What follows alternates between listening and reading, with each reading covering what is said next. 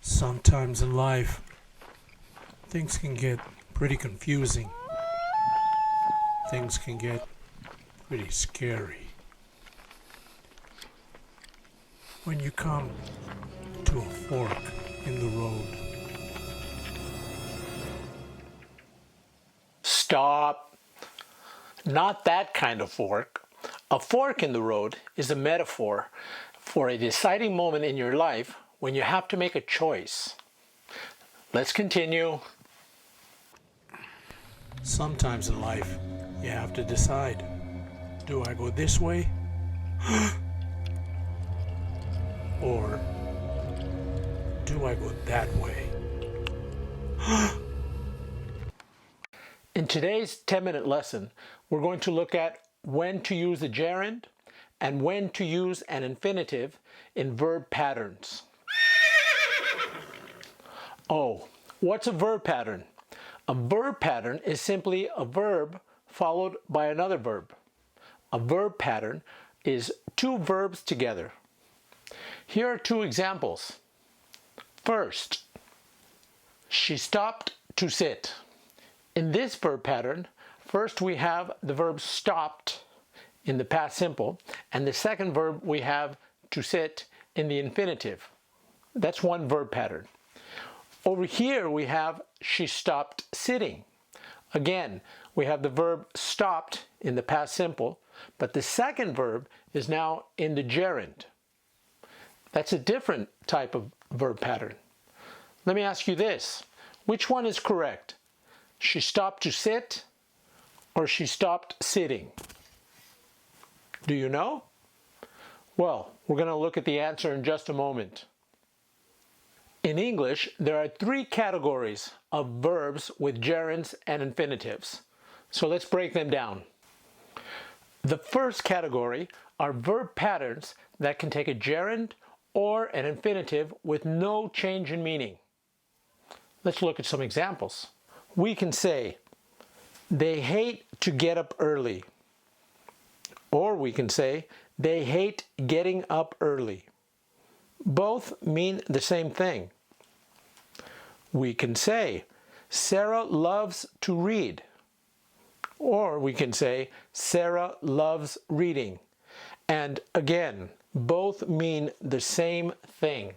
Note, I should point out here that although there is no difference in meaning, your choice to use an infinitive or a gerund could, though not necessarily, communicate a difference in emphasis.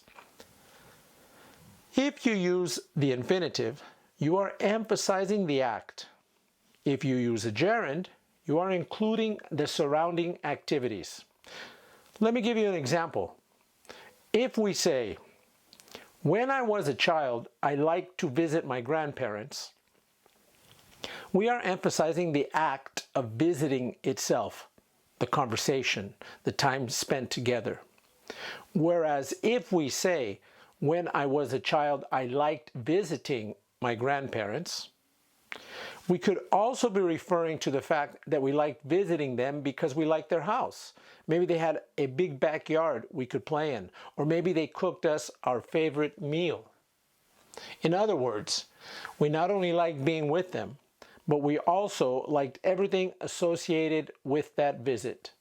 Below in the description, I've included a list of common verb patterns in this category. Let's move on to the second category. The second category are verb patterns that can also take a gerund or an infinitive, but this time there's a change in meaning.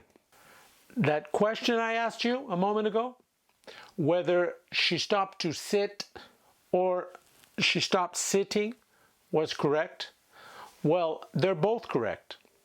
Or rather, they are both possible. If you put an infinitive, it means one thing, and if you put a gerund, it means another thing. If we say, she stopped to sit, this person was in the middle of an action, running or hiking, and then she stopped to do another action. in this case to sit. In other words, with this verb pattern, the actions are sequential. The actions happen in sequence, one after the other. First, she stopped, and then she sat. If we say she stopped sitting, this person was first sitting, and then she stopped. Maybe she stood up or lay down. In any case, then the verbs are no longer sequential. They are no longer chronological. In other words, if you use a gerund with this verb pattern, you are reversing the order of the actions. The verbs in this category are stop, forget, remember, and regret. There are only 4. So this list is quite easy to remember. By the way, some people include the verb try in this category. Try can also take a gerund or an infinitive with a change in meaning, but that verb is actually a special case. We'll look at the verb try in a different video. Let's look at one more example so that we have this concept clear. He remembers to water his plants. In this verb pattern, as we said earlier, by using an infinitive, we are communicating that the actions are sequential. First he remembers, then he waters his plants. Remember is the first action, water is the second action. If instead we use the gerund, we change the meaning. He remembers watering his plants. Here, remember is the second action, although it's the first verb in the pattern, and water is the second action, although it's the second verb in the pattern. Let's give this some context. Perhaps this man is now at work and he remembers now that earlier he watered his plants. The third category are verb patterns that are split into 2 groups. One group that can only take infinitives and another group that can only take gerunds.